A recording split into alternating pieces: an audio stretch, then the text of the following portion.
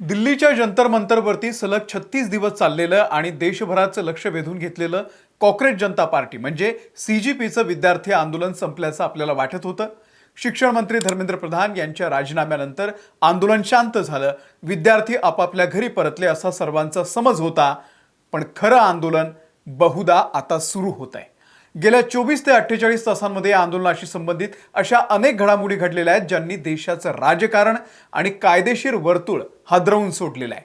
एकीकडे दिल्ली पोलिसांनी असा दावा केलाय की या आंदोलनामध्ये साधे सुधे विद्यार्थी नव्हते, तर तब्बल 2873 गुन्हेगार सहभागी झाले होते, ज्यामध्ये हत्येचे आणि अनेक गंभीर गुन्ह्याचे त्यांच्यावरती आरोप आहेत. दुसरीकडे केंद्र सरकारनं आश्वासन देऊनही बिहार आणि पश्चिम बंगालमध्ये विद्यार्थ्यांवरती आजही FIR दाखल केल्या जात आहेत असा आरोप सीजेपीनं पुन्हा एकदा केलेला आहे आणि देशव्यापी आंदोलनाचा इशारा ऑलरेडी दिलेला आहे. पण यातच काल रात्री एक महत्त्वाची घटना घडली. सौरव दास यांनी एक महत्त्वाचा व्हिडिओ जारी केलेला आहे. तो व्हिडिओ मी तुम्हाला काय तो दाखवणारच आहे. सोबतच सर्वोच्च न्यायालयातील ज्येष्ठ विधिज्ञ कपिल सिब्बल यांची सुद्धा या लढ्यामध्ये एंट्री झालेली आहे. तिकडे सुप्रीम कोर्टाचे सरन्यायाधीश सूर्यकांत यांनीही एक महत्त्वाचा आदेश दिलाय. सर्वोच्च न्यायालयानं महाराष्ट्रासह 7 राज्यांना नोटीस पाठवून नीट आंदोलनामधील विद्यार्थ्यांच्या FIR वरती पोलिसांनी तपास सुरू ठेवावा, पण दंडात्मक कारवाई नको असे निर्देश दिलेले आहेत. तसंच ज्यांचे जुने क्रिमिनल रेकॉर्ड नाहीत त्यांना अटकेत ठेवू नये अशाही स्पष्ट सूचना दिलेल्या आहेत. सगळं सविस्तर या व्हिडिओमधून मी तुम्हाला सांगणार आहे. व्हिडिओ शेवटपर्यंत बघा. नमस्कार, मी अमोल किन्होळकर. आपण पाहत आहात महाराष्ट्र टाइम्स ऑनलाईन. तर 20 जुलै रोजी संसदेवरती काढण्यात आलेल्या मार्चच्या दरम्यान पोलीस आणि आंदोलकांमध्ये भीषण चकमक झालेली होती. लाठीचार्ज झालेला होता. अश्रुधुराचे गोळे सोडण्यात आले होते आणि दगडफेक सुद्धा झाली होती. यात 118हून अधिक पोलीस कर्मचारी आणि 60हून अधिक आंदोलक जखमी झाल्याचा दावा आहे. पोलिसांनी फेशियल रिकग्निशन सिस्टम म्हणजे FRS आणि इतर आधुनिक तांत्रिक माध्यमांचा वापर करून जंतर मंतरवरती उपस्थित असलेल्या लोकांची तपासणी केलेली आहे. पोलिसांचा असा दावा आहे की या 2873 लोकांचा रीतसर गुन्हेगारी रेकॉर्ड आहे. यातल्या 989 जणांवरती अत्यंत गंभीर स्वरूपाचे गुन्हे आहेत. हत्येचा गुन्हा असलेले 101 लोक आहेत. हत्येचा प्रयत्न केलेले 62, दरोडा आणि लुटमारीचे आरोप असलेले 284 जण आहेत. बेकायदेशीर शस्त्र बाळगणं 229 जणांवरती गुन्हे आहेत. अंमली पदार्थ किंवा ड्रग्ज प्रकरणामध्ये 67 जणांचा हात होता. स्नॅचिंग आणि अपहरण या प्रकरणातले 154 जण या आंदोलनामध्ये सहभागी झाले होते. आणि सगळ्यात महत्त्वाचं आणि गंभीर म्हणजे बलात्काराचे 61, विनयभंगाचे 25 आणि पॉक्सो या कायद्याअंतर्गत नोंद असलेले 6 आरोपी या आंदोलनामध्ये सक्रिय होते. आता इथे 2 महत्त्वाचे प्रश्न उपस्थित होतात. पहिला म्हणजे एका विद्यार्थी आंदोलनामध्ये इतक्या मोठ्या प्रमाणावरती गुन्हेगारी पार्श्वभूमी असलेले लोक कसे पोहोचले? हे पोलिसांचं इंटेलिजन्स फेल्युअर होतं की आंदोलनाला बदनाम करण्यासाठी हे सगळं केलं जात आहे?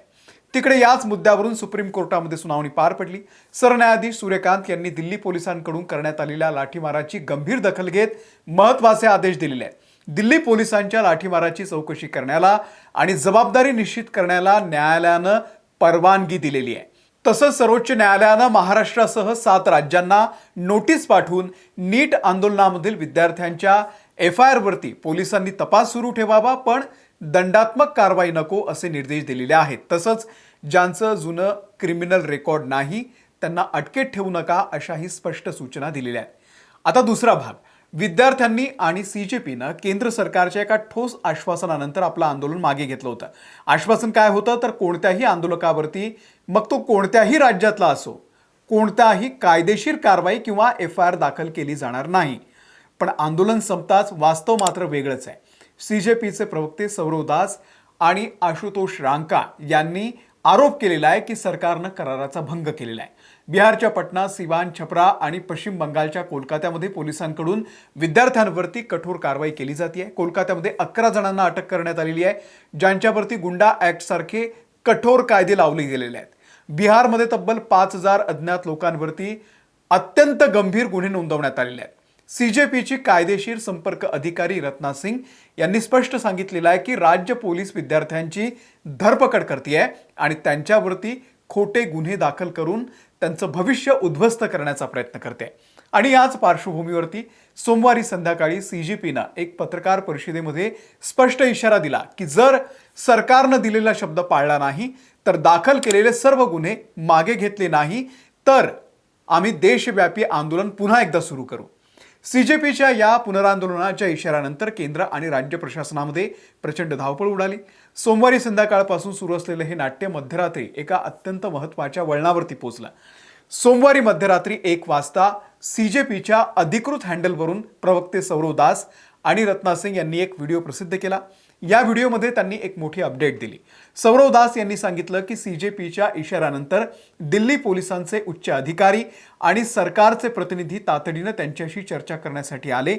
विद्यार्थ्यांच्या मनामध्ये भीती होती की आंदोलन संपल्यानंतर वेगवेगळ्या राज्यांमध्ये त्यांच्यावरती सूडबुद्धीने कारवाई होईल। या बैठकीमध्ये प्रशासनाने त्यांना एक लिखित आश्वासन आणि बिहार सरकारच्या गृह विभागाची अधिकृत प्रेस रिलीज सुद्धा दाखवली। आपण पाहूयात ते काय म्हणाले। हम डे 1 से सारे प्रोटेस्टर्स के साथ खड़े हैं। Cockroach Janta Party as a movement हम लोग कभी अबैंडन नहीं करेंगे किसी भी प्रोटेस्टर को। मैं, रत्ना, आशु, अभिजीत, वैष्णवी सब लोग पूरे टाइम लगे पड़े हैं कि कोई भी प्रोटेस्टर को कोई हार्म नहीं आना चाहिए। ऐसे ही हम लोग एक साथ आगे बढ़ते रहेंगे। युवा शक्ति जिंदाबाद। दुसरीकडे देशाचे ज्येष्ठ विधिज्ञ आणि राज्यसभेचे खासदार कपिल सिब्बल यांनी या आंदोलनाला उघडपणे पाठिंबा दिला। ते म्हणाले की CGPच्या या न्यायालयीन आणि कायदेशीर लढ्यासाठी मी माझ्या वैयक्तिक खात्यातून 1 कोटी रुपयांचं योगदान देतोय। फक्त 1 कोटी रुपये देऊन सिब्बल थांबले नाही तर त्यांनी देशभरातील सर्व हायकोर्ट आणि जिल्हा न्यायालयांमधील वकिलांना आवाहन केलं की त्यांनी या आंदोलक विद्यार्थ्यांच्या मदतीसाठी पुढे यावं।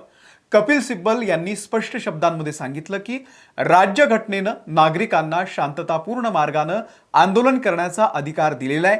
या अधिकाराचा संकोच जर कायद्याचा गैरवापर करून केला जात असेल तर देशातील वकील या विद्यार्थ्यांच्या पाठीशी खंबीरपणे उभे राहतील।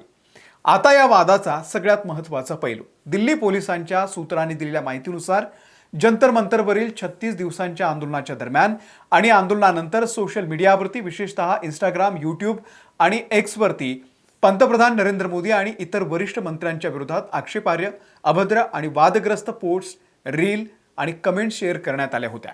दिल्ली पोलिसांनी सोशल मीडिया मॉनिटरिंग टीम सध्या या सगळ्यावरती 24 तास संपूर्ण कंटेंटचं स्क्रीनिंग करते।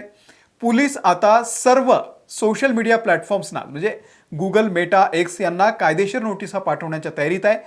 पंतप्रधान आणि इतर नेत्यांची बदनामी करणारे रील, व्हिडिओ त्यासोबतच पोस्ट या तात्काळ हटवण्याची मागणी केली जाणार आहे। या संपूर्ण प्रकरणाकडे आपण कसं पाहावं तर CGPनं दिलेला पुनरांदोलनाचा इशारा, रात्री 1 वाजता सरकारकडून मिळालेली हमी, कपिल सिब्बल यांनी उभा केलेला 1 कोटी रुपयांचा कायदेशीर लढा आणि त्यासोबतच दुसरीकडे सोशल मीडियावरती दिल्ली पोलिसांनी आवळलेला फास, या सगळ्यांवरून एक गोष्ट स्पष्ट होते की जंतर मंतरवरचं धरणं आंदोलन हे संपलेलं असेल पण कायदेशीर आणि राजकीय लढाई अजूनही चालणार आहे। सरकार आता दिलेल्या आश्वासनानुसार सर्व FIR मागे घेण्याची अधिकृत अधिसूचना कधी काढते आणि दिल्ली पोलिसांच्या FIRs दाव्यामध्ये किती मोठं तथ्य आहे हे येणारा काळच सांगेल। तुम्हाला या सगळ्याबद्दल नेमकं काय वाटते?